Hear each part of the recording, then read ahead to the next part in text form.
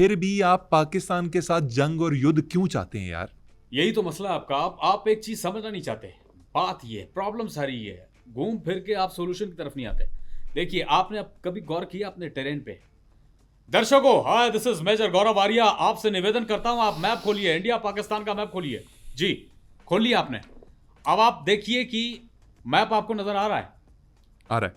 इसमें इंडिया के पीछे जो आपका पाकिस्तान का मैप है, ये दोनों देश एक साथ जुड़े हुए हैं। यानी इंडिया को पाकिस्तान ने पीछे से यूं पकड़ा हुआ है। अच्छा, प्रॉब्लम ये नहीं कि पीछे से पकड़ा हुआ है पाकिस्तान ने, प्रॉब्लम ये है कि वो छोड़ नहीं रहा। हाँ, वैसे मेजर साहब कह तो आप सही रहे हैं, लग तो ऐसा ही रहा है। अब देखिए इसमें मसला क्या है। प्रॉब्लम ये नहीं कि पकड़ा हुआ है, प्रॉब्लम ये है कि एक तो वो छोड़ नहीं रहा, दूसरा प्रॉब्लम ये है कि जब कोई अर्थक्वेक, भूकंप वगैरह आता है तो पाकिस्तान हिलता है। वो हिलने से इंडिया को दर्द होता है, वो हमारे देश को दर्द होता है, वो पीड़ा होती है। वो पीड़ा, उस पीड़ा को समझिए। बल्कि आप नहीं समझ सकते क्योंकि आपने तो हमें पीछे से पकड़ा हुआ है। आप ये देखिए, पकड़ा ऐसे, दर्शकों आप गौर कीजिएगा कि पाकिस्तान ने इंडिया को पीछे से ऐसे पकड़ा है जैसे डर्टी पिक्चर में विद्या बालन को नसीरुद्दीन शाह जी ने पकड़ा। आपने तो मेरी आंखें खोल दी। वो टेरेन में, वो ये सारा गेम को आप समझ नहीं रहे। जब तक गेम को आप समझेंगे नहीं, आपको समझ नहीं आएगा। ये टेरेन जो इसमें भूकंप से कंपन पैदा होता है, मैं फिर एक बार दर्शकों आपको एक बार फिर बता दूं कि जब कंपन पैदा होता है हमारी टेरेन में, तो पाकिस्तान ने जो इंडिया को यूं पीछे से पकड़ा, उस कंपन के पैदा होने से इंडिया को पेन होता है, इंडिया को दर्द होता है। ये बात नहीं समझ रहे आप। आपकी बुद्धि में ये बात नहीं जा रही। जी, बस मैं समझ गया हूँ सर। इससे ज़्यादा डिटेल में मैं जाना भी नहीं चाहता। लोगों को आपने तस्वीरें भी दिखा दी हैं इंडिया पाकिस्तान के मैप की, और अब हमारे जहनों में जब भी ये मैप देखेंगे वही डर्टी पिक्चर आएगी जो आपने नहीं, हमें... आप बेशक मैप देखिए, you have right to see the map. आप देखिए, कौन रोक रहा है आपको? लेकिन दुआ कीजिए कि भूकंप ना आए, जी, उससे हमें problem. Alright, will pray for earthquakes not to come. लेकिन मुझे ये बताइए कि आप मेजर रहे आर्मी में, आपकी सर्विस के कोई वाकयात आप मुझे बताइएगा। ऐसा है कि वाकयात तो बहुत हैं, किस्से बहुत हैं मेरे, लेकिन एक दिक्कत हो जाती है। क्या दिक्कत? आखिर में हर किस्से में मैं भाग जाता हूँ। अरे चलें, जैसे भी किस्से हैं सुना दीजिए अब। तो सुनिए फिर, मेरा एक खतरनाक किस्सा सुनिए। रिटायरमेंट से एक साल पहले 1998 में हमें नक्सल भेजा गया टीम के साथ। हमारी 36 यूनिट ने हमें नक्सल जब भेजा, हम नक्सल पहुंचे। अब नक्सल चुके खतरनाक होते हैं भाई, बहुत खतरनाक होते हैं। तो वहाँ जब हम पहुंचे तो हम चल रहे थे जंगल में, साथी मेरे साथ थे। मैं फ़ोन में बिजी था और मैंने हेडफोन भी लगाया था। तो किसी बड़े ने हमारे ऑर्डर किया कि टुकड़ियों में फैल जाओ। मैंने हेडफोन लगाए हुए थे, उस पर रिकी मार्टिन का गाना भी सुन रहा था, ऊन दोस त्रेस ऊपर से गोपानाथ से मरिया। मुझसे मिस हो गया और मैं कुछ पाकिस्तान के खिलाफ लिख भी रहा था। अच्छा। उतने में देखता हूँ क्या है कि इधर उधर मेरे साथी गायब। आप अकेले रह गए? भाई साहब, क्या देखता हूँ, पता नहीं कहाँ से एक बंदूक की नाली मेरी कमर के नीचे वाली जगह पे आके टच होती है और आवाज़ आती है, कौन हो? अच्छा। मैंने तुरंत दिमाग लगाया, क्योंकि हूँ तो मैं हरामी। मैंने कहा मैं यहाँ पे अपनी फैमिली के साथ पिकनिक पे आया हुआ था, रास्ता भटक गया हूँ। उसने कहा कि आओ मैं तुम्हें रास्ता दिखाता हूँ। लेकिन मुझे शक हो गया कि उसको शक हो गया मुझ पे। कैसे? मैंने पैंट नहीं पहनी हुई थी। तो यार, पैंट ना पहनने से कौन पहचान सकता है कि आप फौजी हो या नहीं हो? क्योंकि मैंने शर्ट पहनी हुई थी। फिर क्या हुआ? फिर क्या, मैंने तो ट्रेनिंग कर रखी, मैं ठहरा तेज। अब ट्रेनिंग हमने इसी दिन के लिए तो कर रखी है, और कब काम आएगी। मैंने भाई साहब पलट के बंदूक की नाली पकड़ी, झट से पकड़ी और फट से लात मार के जिगर में जमीन के बल उल्टे मुंह गिर गया। कौन वो? नहीं यार, मैं। मौका ही नहीं दिया उसने, बेवकूफ के बच्चे ने। मौका मुझे देते तो मैं देखता। मैं भी, सही बात है यार, सही कहते हैं, मैं डफर का डफर ही हूँ। बस आप उससे बातें करवा लो। उसके बाद 2 साल में नक्सल बागियों की कैप्टिविटी में रहा। 2 साल आप कैप्टिविटी में रहे?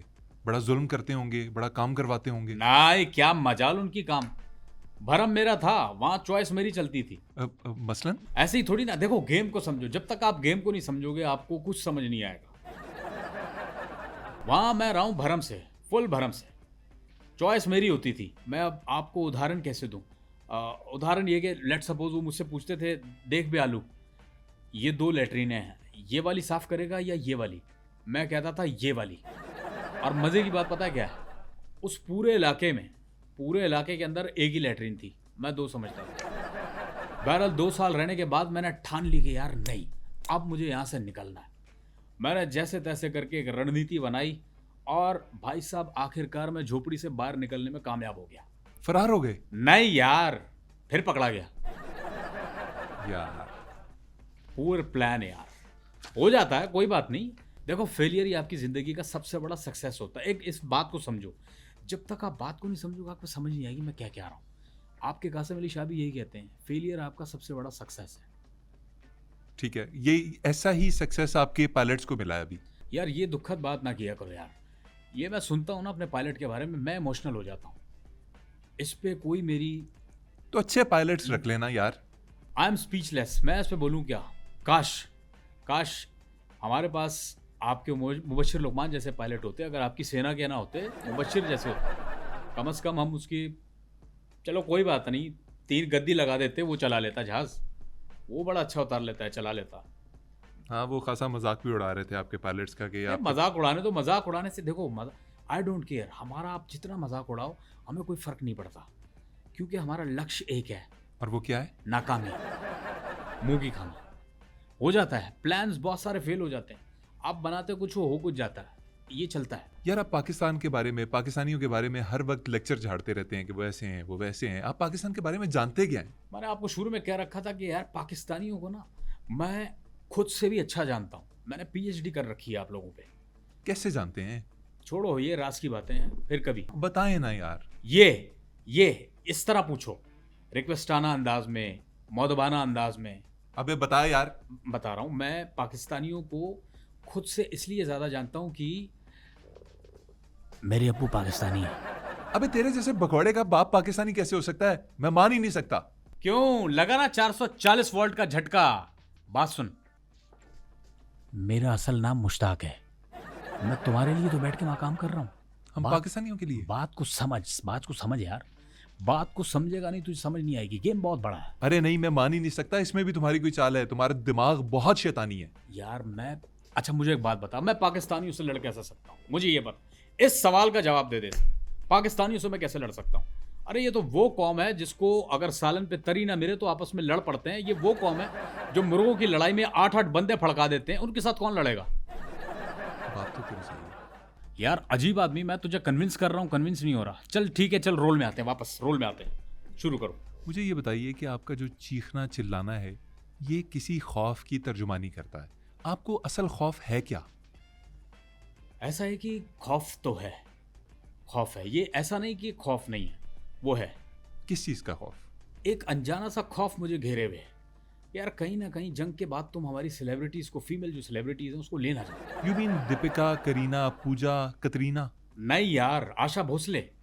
मुझे खौफ है कहीं ना कहीं कि तुम्हारे मुल्क से अनवर मकसूद वो ना ले जाए हमारी आशा भोसले को उठा। अरे नहीं, दोनों सीनियर सिटीजन हैं, छोड़ दें उनको। नहीं, तुम्हें अंदाजा ही नहीं है ना, तुम्हारे मुल्क में तुम्हें पता है वो वाहिद बाबा है जो शरारती है, और बात अनवर मकसूद तक नहीं है। गेम बहुत बड़ा है, गेम को समझो। आशा जी भी लोगों को काफी हद तक अपनी तरफ आकर्षित करती हैं, आकर्षित करती हैं।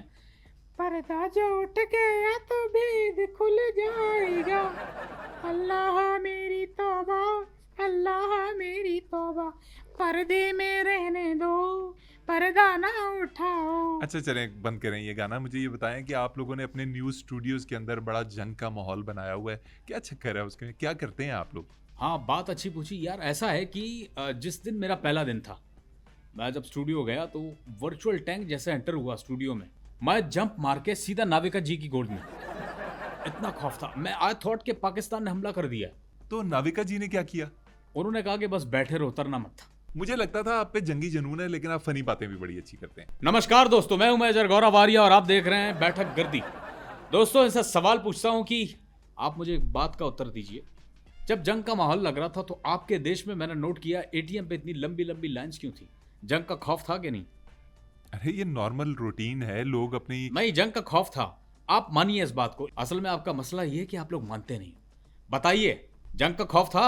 अरे कोई खौफ नहीं था। जंग का खौफ था तभी एटीएम के बाहर लंबी लंबी लाइंस लगी थी। कोई बात नहीं है, लोग शॉपिंग के लिए पैसे निकलवाते हैं, इसमें कौन सी बात है? बताइए, खौफ था, वरना क्यों निकलवाने गए थे ये पैसे? खौफ था कि नहीं था? तेरी फुप्पो का डांस देखने के लिए निकलवाने गए थे। चुप करके बैठ जाए इधर। अब मैं नहीं बोलूंगा, अब मैं नहीं बोलूंगा, तुम बोलो। नहीं, अब मैं आपको बोलने भी नहीं। खत्म कर दो, कंडक्ट करो। मैं खत्म ही कर रहा हूँ, कंक्लूड करो। कंक्लूड ही कर रहा हूँ। नाज़रीन, इनकी बकवास तो इनके चैनल्स के ऊपर, इनके यूट्यूब चैनल के ऊपर चलती रहेगी, वो हम पता नहीं रुकवा पाएंगे या नहीं रुकवा पाएंगे, लेकिन इस वक्त हमारे चैनल पे जो टाइम था हमारे प्रोग्राम का वो ख़त्म हुआ चाहता है। हम आपसे इजाज़त चाहते हैं, हमें इजाज़त दीजिए। अल्लाह निगहबान। कैमरे बंद हो गए? हाँ जी, बंद हो है? गए, बंद हो गए। यार मुझे एक बात बताओ, ये पिछले दिनों मैंने एक बात कही थी कि सर चाहिए, सिर्फ ये बोला है मैंने, इतना सा।